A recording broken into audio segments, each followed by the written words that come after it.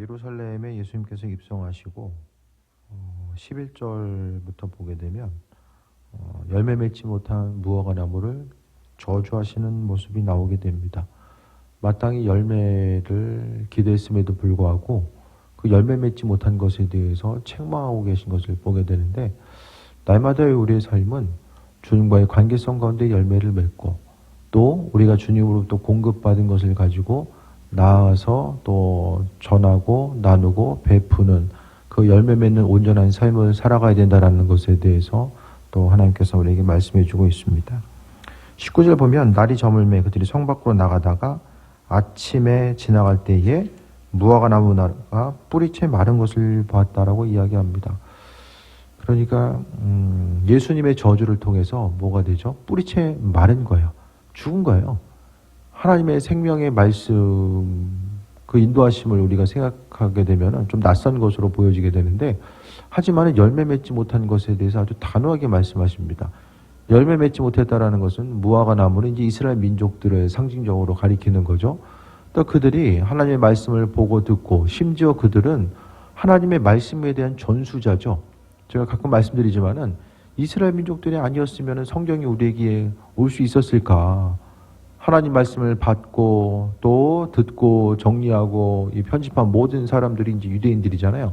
그들이 하나님 말씀을 받고 지금까지 왔으면서도 그 말씀에 대한 이 본질적인 뜻이 무엇인지를 깨달아 알지 못하고 살아왔던 것에 대해서 또 이야기하시면서 저주하시고, 이 신학자들은 이제 이 저주를 통해서 70년 후에 주 70년에 어떻게 됩니까? 예루살렘 성이 파괴되죠. 로마에 의해서 완전히 파괴됩니다. 그때 이제 무너진 성벽이 뭐 나중에 가면서 조금씩 복구되고 이제 하지만은 이제 한 번에 무너진 흔적들. 그래서 이제 예루살렘 성벽을 가서 보게 되면 이 시대를 볼 수 있어요. 시대. 그러니까 다윗과 솔로몬 시대의 그런 터도 발견될 수 있고요. 또 예수님 당시에 이 성전, 그 성벽의 터, 그 다음에 어떤 십자군 전쟁 시대에 뭐 여러 가지 이제 계층을, 그 시대적인 계층이 성벽을 통해 보면 나와요. 왜냐하면 성벽의 모양이 이제 달라요. 깨졌다가 보수된 흔적을 보게 되는데 똑같은 이 그 돌을 사용한 게 아니잖아요. 그러니까 시대별 흔적이 다 이제 남아 있습니다. 그래서 주후 70년의 역사적인 기록을 통해 보게 되면 예루살렘 성이 완전히 파괴되는 것. 그러니까 하나님이 우리에게 기회를 주실 때가 있는데요. 기회를 주시고 우리를 사용하기 원하시는데, 정말 우리가 그 인간적인 나약함이 있잖아요. 주의를 감당하면서 살아가야 되는데 육신적인 나약함 때문에 정말 때로는 또 게을릴 때도 있고, 또 정말 열심히 해보려고 하는데도 육신적인 연약함 때문에 하기 힘들 때도 있잖아요. 심령이 나약했을 때 예수님께서는 제자들에게 또 나타나셔서, 특히 이제 실족해 있는 제자들에게 예수님이 나타나셔서 새 힘을 허락하시는 모습도 발견하면 됩니다. 그런데 말씀을 들어도 온전히 깨달아 알지 못하는 이들, 그러니까 사명의 자리는 영원히 계속되는 것이 아니라 언젠가는 또 사명 감당하지 못하면 그 사명이 다른 곳으로 또 흘러가고, 하나님이 죽을 때까지 우리를 기다려주시는 분이 아니라 그 사명의 자리가 또 다른 쪽으로 흘러가게 되는 예들도 아울러 발견하게 됩니다. 베드로가 생각이 나서 물어봅니다. 나무가 뿌리채 마른 것을 보고, 완전히 마른 거죠. 죽은 나무를 보면서 베드로가 이제 물어봅니다. 라피오 보소서, 저주하신 무화과 나무가 말랐나이다. 그랬을 때 예수님께서 그들에게 대답하여 이르시되 하나님을 믿으라. 무화과 나무가 왜 말랐는지는 대답을 안 해주세요. 질문과 답이 어떻게 생각하면 예수님이 좀 동문서답하는 것처럼 이렇게 비춰져요. 무화과 나무가 왜 말랐냐고 물어보는데 예수님은 갑자기 기도에 대해서 강조하고 있습니다. 베드로의 질문은 왜 말랐는지를 물어보시는데, 예수님 보시기에는 지금 왜 말랐느냐 그게 중요한 것이 아니라 지금 이 시간에 또 믿음의 기도가 얼마나 중요한지에 대해서 제자들에게 또 설명해 주고 있어요. 이 모양 저 모양으로 이제 이게 22절과 그러니까 21절과 22절 베드로의 질문과 예수님의 대답이 어떤 연관성을 갖고 있느냐, 이것에 대해서 많이 이제 연구를 해봤는데 다른 것보다도 이제 그냥 예수님께서 화제를 돌리셨다, 그렇게 접근하는 것이 아주 제일 좀 무리가 없는 성경 해석이 아닐까 생각합니다. 예수께서 대답하여 이르시되 하나님을 믿으라. 핵심이죠.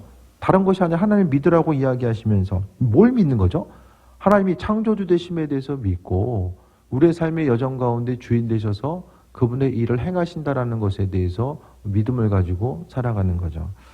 그 신앙생활을 한다라는 건요, 정말로 넓고 깊은 세상에 믿음의 영역은 세상의 어떤 문화나 예술이나 철학적인 이 사고, 이 모든 것들을 포함하고 있는 것이 바로 이 신앙의 영역, 신학적인 영역입니다. 그래서 우리가 하나님을 알기 위해서, 그러니까 하나님을 온전히 알기 위해서 중요한 게 뭐냐면 어떤 여러 가지 것들이 이제 필요하죠. 뭐 학문적인 배경도 여러 가지가 중요하죠. 특히 이제 아는 선배님, 이제 그 선배 교수님, 그 선배 목사님이 이제 교수님 되신 분이 있는데 신학교 선배죠. 근데 미국에 유학을 갔더니 그 수업을 들을 수 있는 자격, 그 자격 조건 보니까 4개 국어 할 수 있는 사람은 이 수업 들어라. 미국에 갔더니 뭐 4개 국어를 뭐 완벽하게 하는 건지 아니면 읽을 수 있는 건지는 모르겠지만 수업 조건이 그런 거예요. 그래서 뭐 지금도 보면 이제 그 성서학에 대해서 이제 성서학, 그 성경 신구약을 특히 이제 공부하려면은 이 역사적인 부분도 아주 중요하거든요. 언어도 중요하고, 그래서 예를 들어서 이제 독일이 가장 좀 어떤 학위를 받고 하는데 오래 걸리는데요. 기본적으로 요구하는 것이 독일어, 영어, 그 다음에 이제 신학서적이 프랑스어로 된 것도, 불어로 된 것도 많이 있거든요. 불어. 그 다음에 이제 고전어가 이제 뭐 라틴어 같은 거, 조금 더 심하게 올라가면 이제 성경 당시에 이제 언어들 있잖아요. 성경이 쓰여졌을 때 고대 근동의 언어들, 그러니까 고고학이죠. 고고학의 영역까지 이제 넘어가게 되면은 상당히 이제 문제들이 복잡해지는 거죠. 예를 들어서 막 우가리어 같은 거. 예? 그러니까 성경에 대해서 온전히 보고 듣고 이해하는 것 자체가 성경을 해석하기 위해서 이것저것 필요한 것들이 너무 많은 거예요. 그것뿐만 아니라 이 시대 가운데서 신앙인들이 성경만 아는 게 중요한 것이 아니라 이 생각할 수 있는 힘과 능력, 그러니까 문화나 예술 같은 거, 하나님을 이해하기 위해서는 문화나 예술 부분도 다 우리가 보게 되면 하나님께서 만들어 놓으신 거잖아요. 그러니까 하나님이 창조하신 모든 것들은요, 뭘 나타내냐면 하나님이 어떤 분이신지를 나타내고 있어요. 그러니까 지금 뭘 말씀드리냐면은 하나님을 믿으라라고 이야기하는 것은 하나님이 주인 되시고 그분께서 우리의 삶의 주인 되셔서 일하시고 온 우주를 창조하신 그 하나님은 지금도 아주 세밀하게 놀라운 일들을 행하고 계신다는 거예요. 그래서 믿음 생활하고 주님을 믿는다라고 한다면 단순히 그냥 기도하고 말씀 보고 뭐 주일날 교회 왔다가 예배 드리고 이게 단순히 그거가 전부가 아니라는 거예요. 그러니까 믿음의 영역 가운데에서 그건 극히 일부분이에요. 극히. 제가 봤을 때는. 오직 삶의 전체를 통해서, 그러니까 보여지는 거, 눈 뜨고 보여지는 전부를 통해서 우리는 하나님을 경험할 수 있어야 되고, 우리의 믿음의 영역은요, 일상의 삶과 하나님을 믿는다는 것 자체가 도무지 이게 분리될 수가 없는 것입니다. 그래서 세상의 문화와 철학이라고 할지라도 그 가운데서 다 하나님께서 심어 놓으신 그분의 뜻과 인도하심, 그 하나님을 깊이 묵상하고 알아가기 위한 방법들이 세상 모든 것 가운데 펼쳐져 있다는 사실에 대해서 우리는 발견해야 돼요. 그래서 음악도 보게 되면 고전 음악이라든지 보면은 다 이 하나님에 대한 그 중심을 노래하고 있고요. 그 유명한 그림들도 다 대부분의 모습을 보면은 아주 유명한 그림들이 어떻습니까? 그 성경을 기반으로 해서 다 펼쳐져 있잖아요. 그러니까 믿는다라는 거, 하나님을 믿으라라고 했을 때에 하나님께서 그분을 믿는 자들을 천국으로 이끄신다라는 그것을 넘어서서 그분의 주인 되심과 창조주 되심과 우리 삶에 있어서 무슨 일을 어떻게 행하고 계시는가, 또 세상 모든 것들을 만물을 통해서 하나님을 발견하고 온전히 믿음의 영역으로 나아갈 수 있어야 된다는 것을 말씀드립니다. 23절 보면 내가 진실로 너에게 이르노니 누구든지 이 산더러 들려 바다에 던지라며 그 말하는 것이 이룰 줄 믿고 마음에 의심하지 않으면 그대로 되리라. 믿는 그대로. 그러니까 성경에 나와 있는 것처럼 산이 들려서 바다로 던져지는 것이 이게 가능할까 생각되잖아요. 그러니까 눈으로 보기에는 전혀 가능성이 없는 그 일들. 뭐 지금이야 뭐 필요하면 산도 없어지잖아요. 지금의 기술력 가지고는 산도 얼마든지 없어지잖아요. 근데 이 당시에 보게 되면 뭐 산이 없어진다라는 것 자체가 사람들이 생각하거나 상상할 수 없는 일들이죠. 근데 그와 같은 일들이 이루어지는데 그 이루어짐의 핵심, 기도의 제목이 이루어짐의 핵심은 믿고 마음에 의심하지 아니하면 그대로 된다라고 말씀하고 있습니다.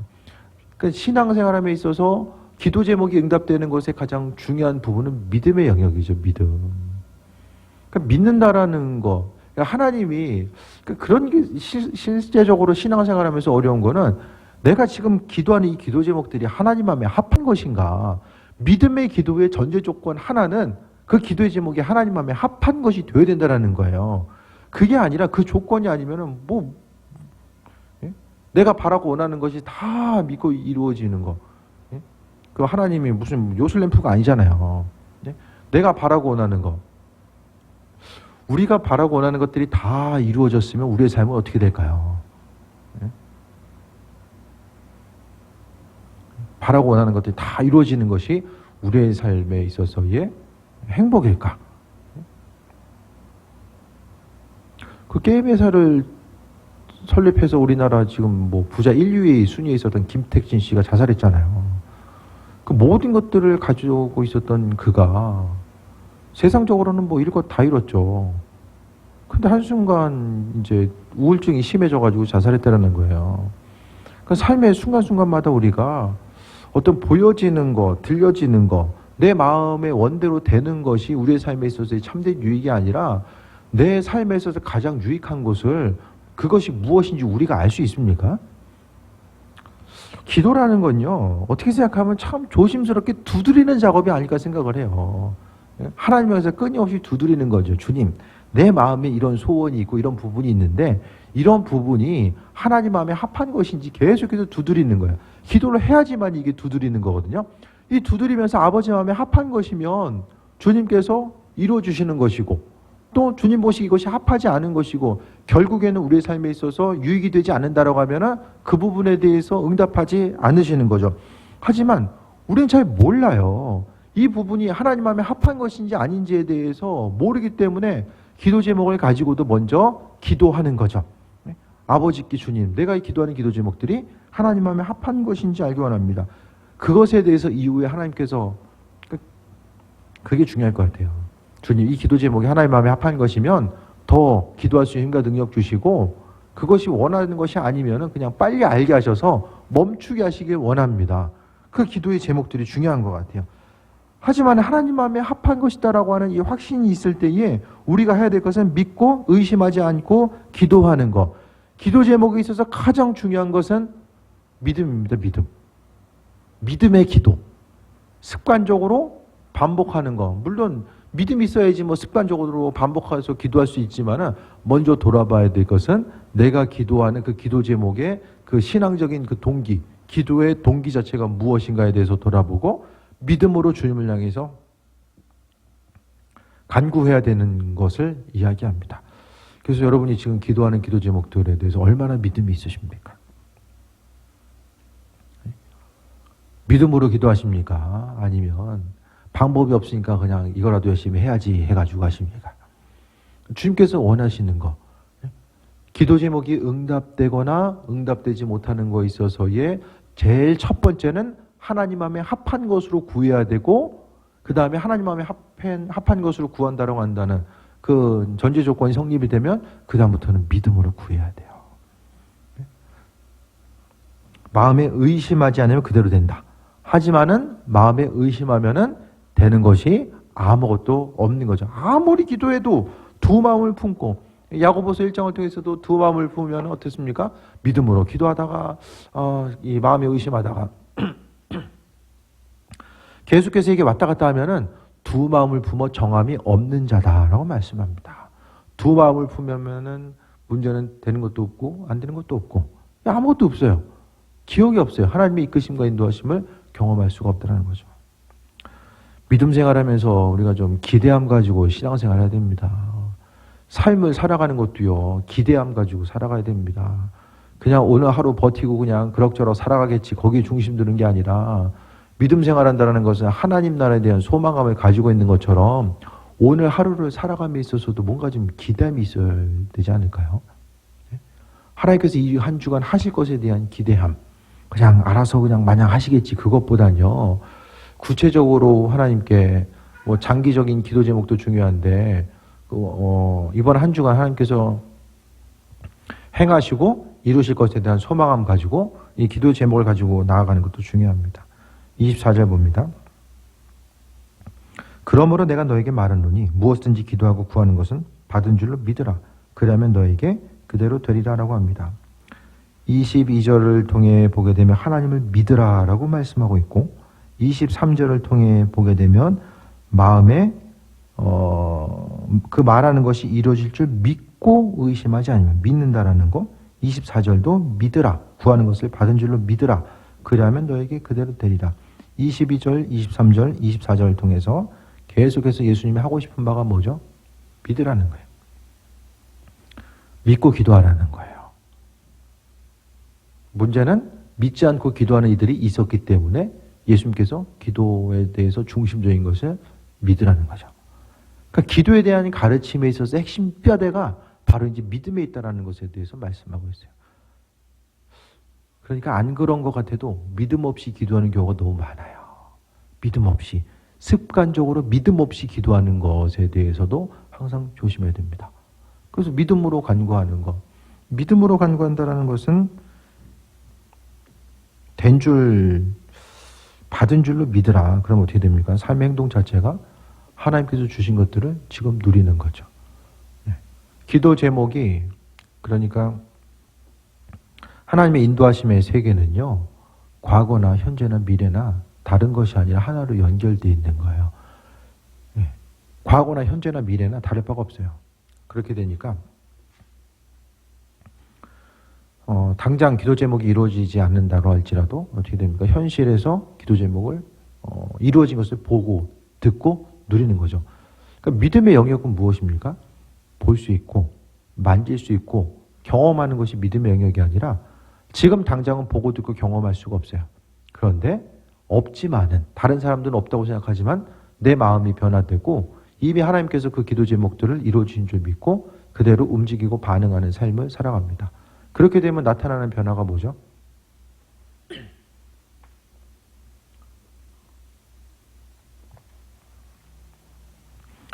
말이 변화되고요, 행동이 변화되고 생각이 변화돼요. 기도 제목이 이루어진 줄 믿고 마음의 상태가 그 기도 제목에 응답된 상태를 누리는 거예요. 현실은 되어 있지 않은데 그대로 누리는 거예요. 그래서 그 현실을 누리다 보면 뭐가 됩니까? 기도의 제목들이 주님 이렇게 해주세요, 저렇게 해주세요 라기보다는 이루어진 줄 믿고 기도하라고 했으니까 주님 해주셔서 감사합니다. 그러니까 삶에 있어서의 소원에 대해서 간구하는 기도나 또 하나님에 대한 감사의 기도나 이것이 나눠지는 것이 아니라 하나의 기도가 되는 거죠. 그보다도 더 큰 믿음을 보이는 게 어디 있어요? 아직 보이지 않는데 된 줄로 믿고 기도하는 것 자체죠. 하나님께서 행하심에 대해서 감사하는 것. 주님 이루셔서 감사합니다. 하나님이 가장 기뻐하시는 기도가 그런 기도가 아닐까요? 감사기도 하다 보면 어떻게 되냐면 없는 믿음도 더 생길 것 같아요. 하나님께서 행하심, 주님 오늘 하루도 일하심에 감사합니다. 당장 눈에 보이는 결과나 성과가 없다라고 할지라도 주님 기도한 제목들에 대해서 오늘도 성실하게 일하시고 인도하시고 예비하신 것 감사드립니다. 어제 씨를 심은 것이 있어야지만이 다음에 또 거둘 수 있잖아요. 그러니까 지금 당장 이루어지지 않았다라고 할지라도 우리가 믿음으로 계속해서 씨를 심는 거예요. 그러니까 그것을 통해서 또 날마다 누리는 삶을 살아갈 수 있다라는 거죠. 그게 아니면은 날마다 주님을 향해서 기도하되 언제 주실까, 언제 이루실까 계속해서 이거 씨름하는 거죠. 그러면은 우리가 기도했을 때에 기도 제목이 응답되기 전에는 하나님은 아무것도 안 하고 계시다가 어느 순간 갑자기 딱 일하셔가지고 기도 제목이 싹 응답될 수 있도록 만들어주시는, 그게 아니라 하나님은 우리의 기도에 대해서 들으시고 하나님의 방법대로 계속해서 함께 하신다라는 사실을 이야기합니다. 그래서 구하는 것을, 기도하고 구하는 것을 받은 줄로 믿으라. 믿고 마음에 의심하지 말고 믿어라. 이게 이제 예수님께서 오늘 본문을 통해서 가장 하시고 싶은 말씀인 거예요. 그래서 믿음의 기도. 우리가 이제 기도해왔던 그 기도 제목들을 다시 한번 좀 점검해 보세요. 내가 기도하고자 했을 때 이 믿음으로 간구했나? 예? 믿음으로 간구한 거. 그러니까 하나님 마음에 합한 것으로서 믿음으로 간구했나? 아니, 기도하다 말다 그냥 하다가 잊어버리다가 또 하고 그냥 이게 반복되는 것이 아니라 기도 제목을 하나 붙들었으면은 그 기도 제목에 대해서 간구하는 거죠. 그래서 올 한 해 출발함에 있어서 좀 노트에다가 올 한 해 하나님 향해서 바라고 원하는 것들, 간절한 기도의 제목들을 좀 써보시라고 말씀드렸는데요. 그 써봐야지만이 계속해서 좀 기억하고 기도할 수 있는 부분이 있는 거죠. 기도할 때요, 이 문제에 대해서 집중할 때가 많이 있거든요. 사람이나 환경에 대한 어떤 문제에 대해서 집중하면서 기도할 때가 있는데, 그것보다는 문제 자체보다는 기도할 때에 조금 더 하나님께, 그리스도 예수 주님께 좀 관심을 기울여 보세요. 그러니까 기도 자체를 어떤 이 마일리지 쌓는 것처럼 기도하는 것이 아니라 그 순간만큼은 그 기도의 제목 자체가 눈에 보이는 환경과 세상 것들과 계속해서 연결돼 있잖아요. 그러니까 이게 잘못 기도하다 보면 이게 이제 기도하는데 그 문제 묵상하고 사람 생각하다가 기도 제목들이, 기도 시간이 흘러가게 되는 경우들이 상당히 많이 있거든요. 뭐 여러분 안 그러세요? 기도 제목들이 세상 것들과 연결이 많이 돼 있잖아요. 그러니까 이 문제 계속해서 문제 생각하다가 시간 지나가고 사람 생각하다가 시간 지나거든요. 그게 아니라 문제에 대해서 하나님께 아뢰면서 조금 더 하나님 그분께, 이 기도 시간 하면 하나님께 집중하는 시간인데 오히려 문제에 집중하다가 시간이 흘러간다는 거예요. 그것보다는 내가 조금 더 창조주 하나님을 알아가고자 하고 그분의 선하신 뜻과 인도하심, 그러니까 내가 하나님의 뜻에 대해서 알아가면 알아갈수록 내가 기도하는 이 기도 제목들이 합한 것이 무엇인지, 하나님 마음에 합한 것인지 아닌지 깨달아 알고 어떤 방식으로 어떻게 기도해야 될지가 온전히 이게 체득이 되는 거죠. 그래서 아주 단순한 얘기지만 더욱더 하나님께 집중하기 위해서 기도 시간을 통해서 창조주 하나님께 집중하는 것. 그래서 영적으로 나의 영혼이 하나님과 연결되고 또 연결됨을 통해서 그분이 나에게 공급하시는 것이 무엇인지에 대해서 더 깊이 돌아보고 묵상하는 삶을 살고자 하는 거죠. 그래서 어쨌든 기도함에 있어서 기도의 즐거움이 무엇인지를 좀 알아야 돼요. 기도의 즐거움이 아니면 어떤 습관적으로 정해놓고 하는 기도는 우리 육신의 피곤함과 연약함을 이길 수가 없어요. 그래서 쉼 자체가, 쉬는 시간이 기도하는 시간. 뭐 꿈 같은 얘기죠. 쉬는 건 쉬는 거고 기도 노동 같은데 뭔 소리냐. 그게 아니라 정말 주님 허락하신 그대로 경험한다는 것이, 삶에 있어서 나는 이 쉬는 시간, 기도 시간이 인생에 있어서 정말 이 쉼과 휴식의 시간이 되면 그 삶이 얼마나 복된 삶일까요?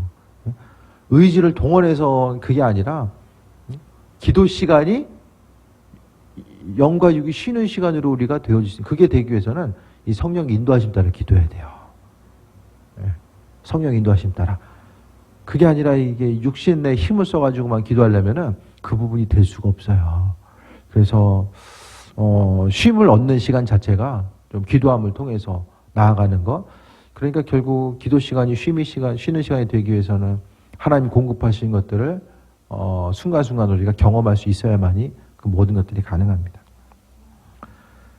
기도함에 있어서 첫 번째가 믿음으로 기도하는 것과 두 번째가 25절에 나옵니다. 서서 기도할 때 이스라엘 민족들이 서서 기도하거든요. 서서 많이 기도해요. 뭐 이제 고개를 이렇게 움직이면서, 상체를 움직이면서 이렇게 기도하는데, 아무에게나 혐의가 있거든 용서하라. 그리하여 하늘에 계신 너희 아버지께서도 너희 허물을 사하여 주시리라. 이 주기도문 같이 다른 사람의 허물, 다른 사람의 혐의, 의심이 들어. 저 사람이 내 거 가져간 거 아니야? 관계에 문제가 있을 때에, 여기서 볼 수 있는 것은 인간관계에 문제 있으면 기도 제목 응답이 안 된다. 그래서 성전에 나와서 기도하기 전에 문제부터 해결해라 라고 예수님께서 말씀하셨잖아요. 그래서 기도에 대해서 중요한 것을 믿음으로 기도하는 것과 한 가지 더 말씀하고 있는 것이 관계. 그러니까 주변 사람들부터 날마다 욕먹으면서 살면 기도응답 받을 수 없어요. 관계가 깨지고 어쨌든 주변 사람과의 관계가 무엇보다 중요합니다. 기도함에 있어서 그냥 기도 열심히 하고 기도 시간 채우고 그냥 주를 위해서 최선을 다하면 기도응답 되겠지. 그게 아니라 오늘 본문 가운데서도 추가적으로 예수님은 관계, 허물을 사하여 주신다. 결국 우리가 다른 사람 용서하지 않으면 우리가 가진 허물 때문에 기도 제목이 응답될 수 없다라는 사실에 대해서 말씀하고 있는 거예요. 그래서 중요한, 그러니까 성경을 통해서 예수님의 핵심적인 가르침에서는 항상 이웃 한 사람 한 사람이 등장해요. 예수님의 비유 가운데서 등장하고 하나님 나라의 선포의 모든 것 가운데서 결국 한 사람 한 사람이 등장해요. 그래서 하늘에서 메이고 푸는 것 자체가 땅에서 메이고 푸는 것과 연결된다라고 말씀하고 있잖아요. 그래서 우리가 삶을 살아감에 있어서 주변 사람들과의 관계성 자체를 온전하게 가지고 나아가는 것이 또 우리의 삶의 정과도 얼마나 중요한 일인가, 그 부분에 대해서 좀 돌아봐야 됩니다. 그래서 오늘 핵심적인 내용 가운데서 예수님께서 오늘 본문을 통해서 기도하는 것이 의심하지 아니하면 그대로 된다. 그것에 대해서 좀 믿음을 가지시고 기도했으면 좋겠어요. 오래 기도하고 또 기도 제목이 응답이 기도 제목이 내가 가지고 있는 기도 제목이 내 생각대로 이게 응답이 안 됐다고 생각하면은 참 기도하는 것이 힘들죠. 하나님 이거 언제까지 기도해야 됩니까? 어떻게 기도해야 됩니까? 뭐가 문제입니까? 하지만은 하나님은 때를 따라서 아름답게 일하신다라고 말씀하셨기 때문에 기도의 제목이 누가 보더라도 또 주께 간구했을 때도 그것이 하나님 마음에 합한 것이 들어간다면 우리는 끝까지 기도하는 거예요. 끝까지. 사람의 생각과 시간과 가능성 그것보다 하나님의 때가 훨씬 더 정확하잖아요. 하나님 정확한 때에 일하시고 인도하신다라는 소망함 가지고 나아가는 거죠. 그래서 믿음으로 기도하는 거. 이 시대의 수많은 기도 제목들이 믿음 없이 습관적으로 반복함으로 인해서 그냥 공허한 소리, 공기를 진동하는 거, 공허한 소리로 이제 날아가는 거야. 그게 아니라 기도하고자 했을 때 반드시 주님께서 이루실 줄 믿고 감사하며 주께 영광 돌리는 귀한 삶을 살고자 했을 때 하나님을 경험하고, 그리고 한 주간 삶에 있어서 하나님을 향한 기대함과 소망함. 이 한 주간 주님을 향해서 기대함이 뭐가 있으십니까? 하루하루 버티듯 살아가는 것이 아니라 주님을 향한 좀 기대함을 가져보세요. 아버지께서 이 한 주간 무슨 일을 어떻게 하실까? 주님과의 그 새로운 만남과 기대함. 그 기대함이 없으면 그냥 인생 살아가는 거잖아요. 시간은 잽싸게 흘러가고. 그게 아니라 주님 향한 기대함. 그 기대함 갖기 위해서는 기도해야 되고, 믿음의 기도와 또 주변 사람들 한 사람 한 사람의 관계성이 무너지지 아니하고 회복됨을 통해서 아버지께 간구하는 그 귀한 삶을 살아갈 수 있어야만 합니다. 믿는 자로서 우리의 삶의 모습이 주님 마음에 합한 자가 되고, 기도는 신앙인이 가지고 있는 가장 강력한 무기입니다. 그 어떤 것과도 비교할 수 없는 가장 강력한 무기가 기도인데, 사단은 그 기도라는 그 강력한 무기를 사용하지 못하게 하고, 또 기도에 대해서 어떤 패배한 그 기억만 갖게 해서 그 온전한 능력을 사용하지 못하게 합니다. 하지만 돌아보세요. 우리가 기도한 것들을 하나님께서 어떻게 응답하시고 함께 오셨는지를 다시 한번 잘 돌아보세요. 그러면은 앞으로 더 기도할 수 있는 힘과 능력이 우리 심령 가운데 있고, 결국 믿음으로 기도하는 거, 우리 힘과 능력이 아니라 기도의 핵심 믿음입니다. 그 믿음 때문에 하나님께서는 역사하시고 그분의 선하신 뜻과 인도하심을 우리에게 비치시고 함께 하심에 대해서 또 다시 한번 돌아보게 됩니다. 기대함 가지시고 이번 한 주간도 남은 한 주간 주의 은혜 가운데 승리하는 귀한 삶을 살 수 있게 되길 주의 이름으로 축원드립니다. 기도하겠습니다. 오늘도 일하심에 감사드립니다. 삶의 순간순간마다 더 주님을 의지하게 하시고 생명 되신 그리스도로 말미암아 강건함 누리는 귀한 삶으로 인도하옵소서. 의의 길로 복된 길로 함께 하시고 항상 주인 되셔서 일하시는 주님, 우리 삶의 정건이 날마다 믿음 허락하시고 또 의심하지 않고 믿음으로 간구하게 하시며 그 믿음의 기도가 응답되고 또 그것을 통해서 주님과의 더 깊은 관계성 가운데 나아가길 원하오니 은혜 베풀어 주옵소서. 예수님의 이름으로 기도드립니다. 아멘.